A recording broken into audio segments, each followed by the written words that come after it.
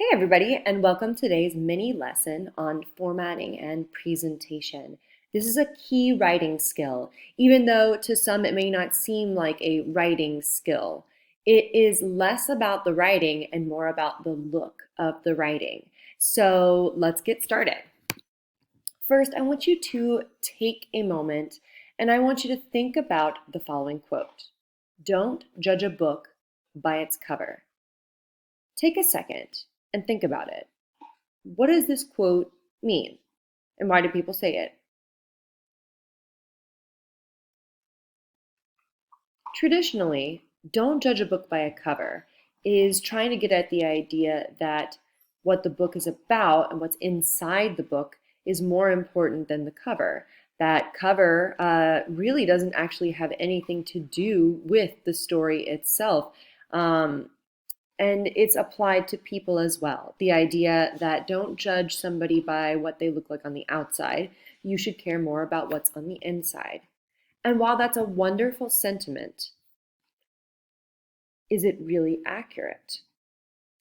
When you come into a library and you're trying to decide on a book to read, if you don't come in with a specific book in mind, the first thing you're going to do is you're going to browse around and look at the covers. It's the first visual indicator that anyone has when they're making a choice for a book.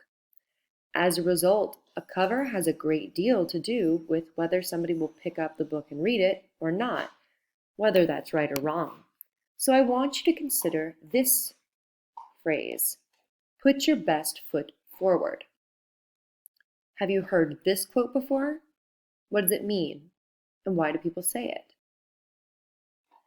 People say put your best foot forward when they're trying to say that you need to make a good first impression.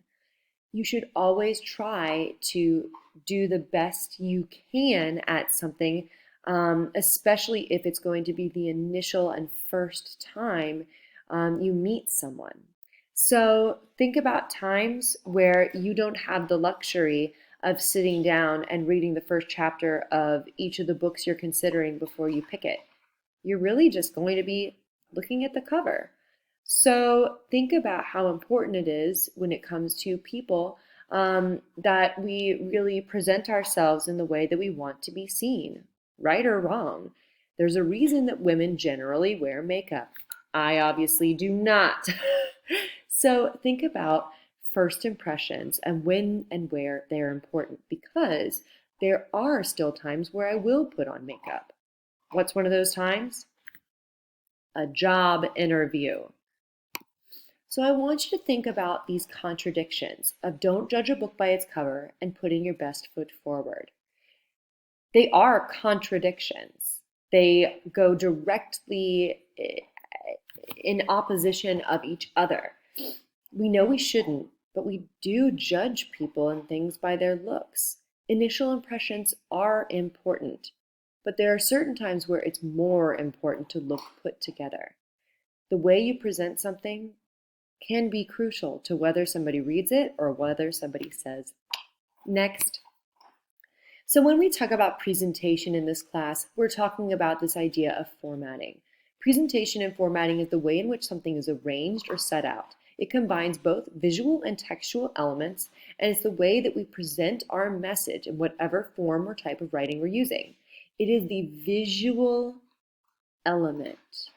It's the way it's spaced on the page. It's what draws a reader in or turns them off. It's about balance of white space with visuals and text, graphic neatness, sections, borders, and overall appearance.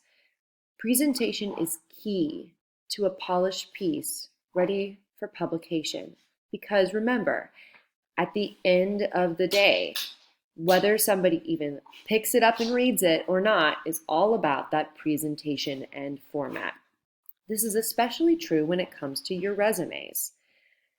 The very first sort of cut of a resume is when they're looking at a stack of 100, 200, they just visually scan them. And if it doesn't look good, you're in the no pile automatically. You could be the best person for the job, but if your resume isn't pretty and formatted correctly, you're out.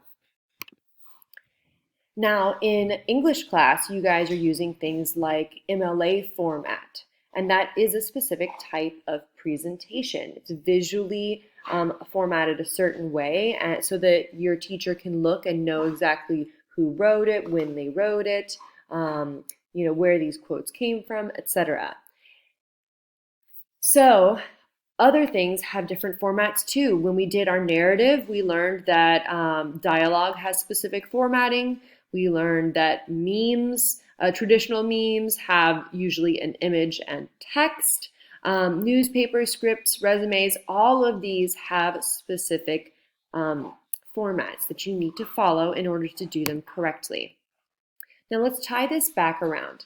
This week, what you're going to be doing is you guys are going to be going on a digital job interview.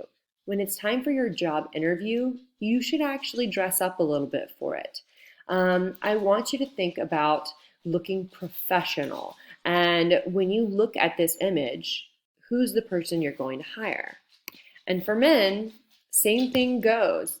There's a difference between a person who comes looking like they deserve the job and a person who comes kind of, whatever.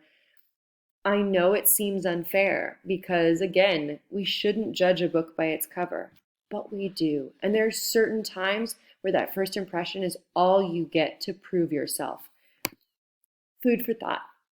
You could be the best writer in the world, but unless you can get someone to read it, the world may never know. Thanks, guys. See ya.